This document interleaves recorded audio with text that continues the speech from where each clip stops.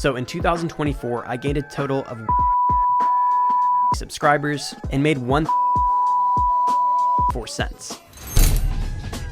Alright, so today's video is going to be a little bit different than my usual credit card finance videos, and that's because today I'm going to show you guys exactly how much I made with a little over 1,300 subscribers, as well as walking you through my journey with YouTube as a whole. If you don't care about the YouTube part, no hard feelings, I'll leave some timestamps so you can just skip forward to the numbers. But for those who are interested in the YouTube side of things, I wanted to start a channel since I was like 15 years old. Back in the day, I would watch a lot of Madden content, that's like the football video game. I'd watch YouTubers like MMG, and I always wanted to get started. I would look at microphones and cameras and stuff online, but I was a little bit too scared to actually press record and then post a video showing my face online. I was a little bit fat back in high school, so going online and showing my face to potentially thousands of people wasn't something that I was confident enough to do yet. Then if you skip forward a couple years to me in college, I was outside of my gaming phase, but I was training MMA and Muay Thai a lot. My roommate also trained MMA with me. We'd go up to our school's rec center and we just start like fighting in the middle of the big gym. We'd usually get kicked out after like 30 minutes, but it was pretty fun.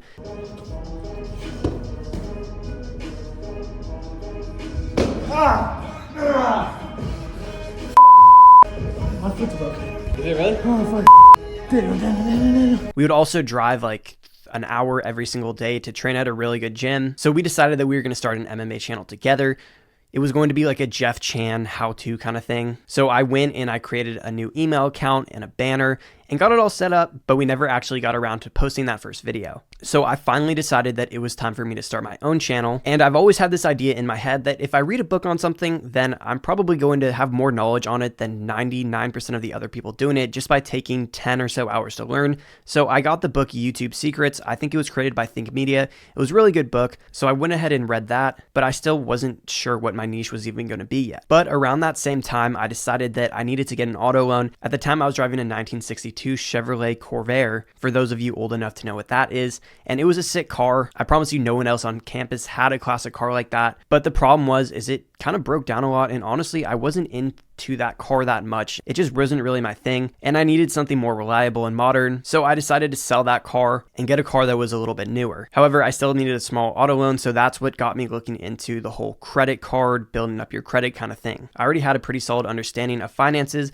By that time, I already completed 2 years of my 4-year degree in finance, but it was when I started watching mostly Daniel Braun and then Spencer Johnson when I got into the whole credit card game. And then the rest is history. I just got super into the credit card game and started learning a lot about this niche. I didn't post my first video until I took Ali Abdal's beginner YouTuber course. It was a free course on Skillshare. It pretty much walked you through everything you need to know for editing and understanding YouTube as a whole. For anyone that's thinking about starting a YouTube channel, I highly recommend checking that course out. And in that course, the requirement was as soon as you started to post a video, it didn't have to be anything crazy. You just had to post something. So I sat down and recorded my very first video. It was pretty funny. Maybe I'll unprivate it after this so you guys can go watch it. I'm gonna be shooting personal finance videos, investing, credit cards. But from the jump, this is something that I really enjoyed, and I didn't really treat it as a hobby. I knew that I was going to want to do this for years. At the time, I was working at a restaurant like 5 days a week while in school full time. So my mindset was just like, man, if I can just make a couple extra $100 from these videos and just have one extra night free to be able to make some friends and study and not work at a job that I really didn't care about at all, that would be pretty life-changing for me. When I very first started the channel, I was super embarrassed. I literally only told like 2 people for the first 3 months that I had the channel. None of my friends knew. I didn't even tell my family until I moved back home. Whenever it was time for me to record a video, I would make sure that my roommate was gone. Even if he was in the other room, I couldn't muster up the courage to do it. I don't really know why. It's just a mental thing that I had. I remember a couple months into it, I had like 30 subscribers, and I got home one day and saw that my aunt subscribed, and I was freaking out. I was like, how does my family know about this? I literally told no one. And I saw that my mom like sent my channel to like the family group chat, and I was freaking out at first. I was like super embarrassed, but that's just a beginner thing. After you post your first 20 videos, you really stop caring, and you realize that no one cares that you have a YouTube channel at all. Most people completely forget that you have it. I promise you my aunt is not going to watch this video or hasn't seen any of my other videos. She probably watched like 5 seconds if she even clicked on a video. I would say the hardest part of growing a YouTube channel is that first 3 months. because at that time, if you're like most people, you're really getting no views at all, and your videos are completely horrible, even though you might be putting 10 plus hours into a video. If you go ahead and look at my YouTube analytics, you can see I posted my very first video February 11th, and my first 2 subscribers was 1, my burner account, and then 2 was my friend. It wasn't until March 18th, almost a full month after posting videos, that I actually got my first 2 real subscribers. So in those first couple months, it can be really hard, but that's just something that you have to push through. That's the period that most people quit. So if you can just get past that, you'll be ahead of most people. After that, you have the next couple months where you're slowly growing. Maybe you have most of your videos getting around 100 views.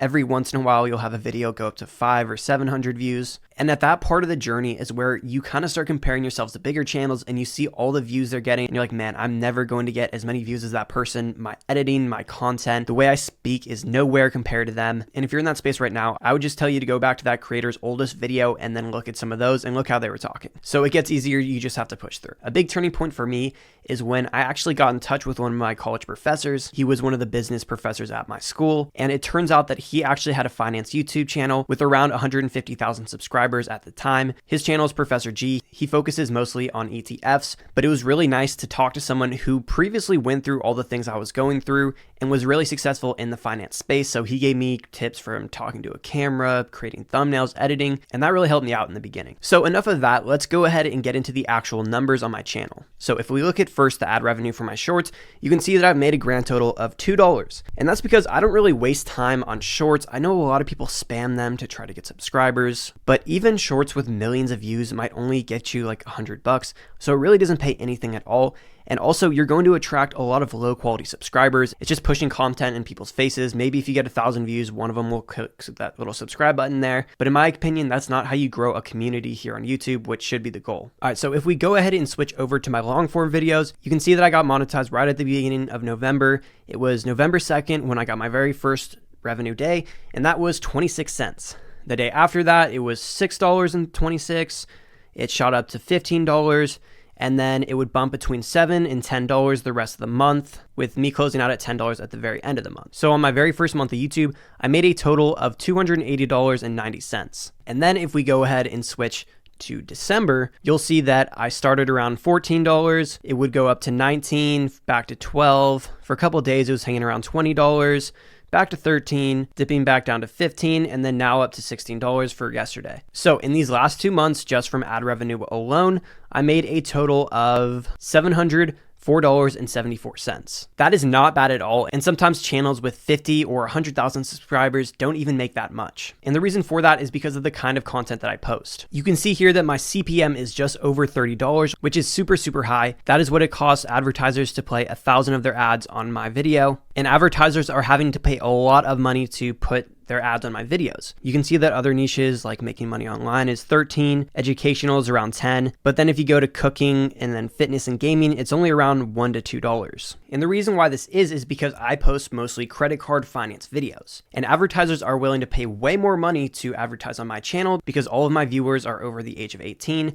And most of them have money because they're watching finance videos. Whereas if those same advertisers were to advertise on a gaming video, they would have a lot less people actually buy the thing that they're advertising because there's a bunch of kids with no money and brain dead people watching that content. But what really matters is my RPM. That's how much I actually get paid after YouTube takes their cut, which is 44%, so I get to keep 55, and my RPM is right under $9, which is about average for finance channels. If you look at gaming and fitness and cooking channels, niches like that make less than $1, or the higher paying ones make $4. So I'm making 3 to 4 times more than most channels make. If you go ahead and look at the individual videos, my top performing video made me $80.99, which is surprising because it's only 6 minutes, meaning that I can't play more than one ad. So I don't really know why it's giving me so much revenue. You can see that my RPM is almost $17 and I've made over $80 on just 2,300 monetized views, which is absolutely insane. I was also surprised to see that I actually have 9% of my viewers that are female. I honestly expected like 99% of males. I didn't think I had any female viewers, but that's cool, I guess. I do not have any brand deals, but I have made some money from my Amazon Prime Visa. When anyone goes and clicks the link,